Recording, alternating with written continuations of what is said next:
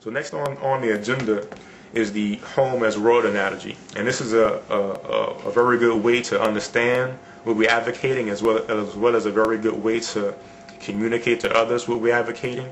And as well as what I found out Friday when me and Jacque was on U of L campus, it's a very good way to test the person's willingness to open their mind to the possibility. And the analogy is simply this: correlating how a home, a personal home operates, and expanding that to the world. So if you just take one home, a regular average family home where there's a mother, father, some kids in there, maybe throw a dog up in there, and you just focus on that as the world. In that home there's resources. For instance, there's food in the cabinets and water coming out the faucets. The government doesn't have to go into that home and tell the people in that home, okay, you have so much of this, so much of that, so you want to give this kid so much and you eat this much. The people in the home simply look at the resources they have and appropriate them accordingly.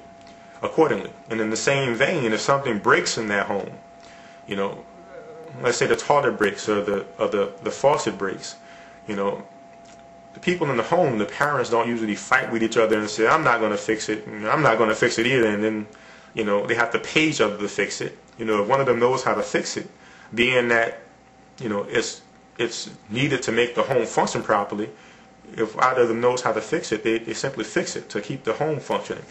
By the same token, when their child gets hungry, they don't make the child pay for the bottle they put in their mouths or the clothes they put on their backs. They simply recognize the child as a part of my family, and I'm going to clothe this child because I love this child, because it helps father the lineage of my family, it helps father the lineage of the human race. Some people even look at it from that perspective. So we're simply expanding the same idea to the world, recognizing that just like how in any home a family can work together without money, expanding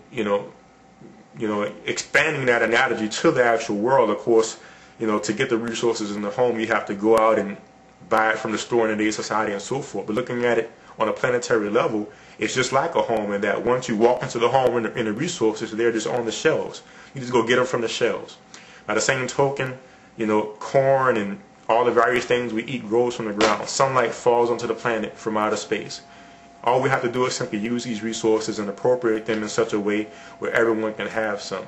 It's not just like inside of a home. Once the resources inside the home, there's no money passing hands inside the home. The parent simply gives the child food. The father simply fixes the toilet. The mother simply does whatever she does. And not to say that the father always fixes things, of course, but just the general analogy. They simply get things done to keep the family going. We can use that same analogy and apply it to the entire planet.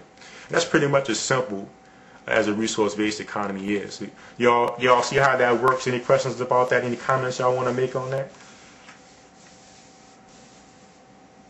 No, that made a lot of sense. I like the way you explained that. And it's that simple, and if you explain it to someone, like we was on campus Friday, and which is going to tie into our next topic of stationary debaters. And I gave that analogy of people in the home, and he said, well, but there's other homes on the block, and they're going to want something. I'm like, in order to understand the analogy, just accept the analogy. The home in this analogy is the world. And he just didn't want to stay there. He kept wanting to make it more complicated. Exactly. He asked who built the house. And if somebody's taking it that place, they probably just don't want to know. But I came to find out what it was with him specifically. It was a religious bait he was bringing, and he was basically not being upfront about what he was getting at, because I like to communicate in a very direct way. So I often take that for granted that the other person is doing the same and just take what they're saying as their word. So when he was asking, well, how is it going to change people's minds? Exactly, agenda. And it took Jacque to point out that he was really trying to say Jesus is going to change their minds. And I don't have anything against anybody's religion, but whether you believe that Jesus provides your food, or Muhammad, or whoever you believe, whatever your beliefs are. I don't even try to get into my beliefs personally with anybody, because at the end of the day, in today's society, if you go to a grocery store, there's people who are Catholics and Christian, and everybody's up in there, buying food, that we could all be cooperatively working with each other to provide for each other.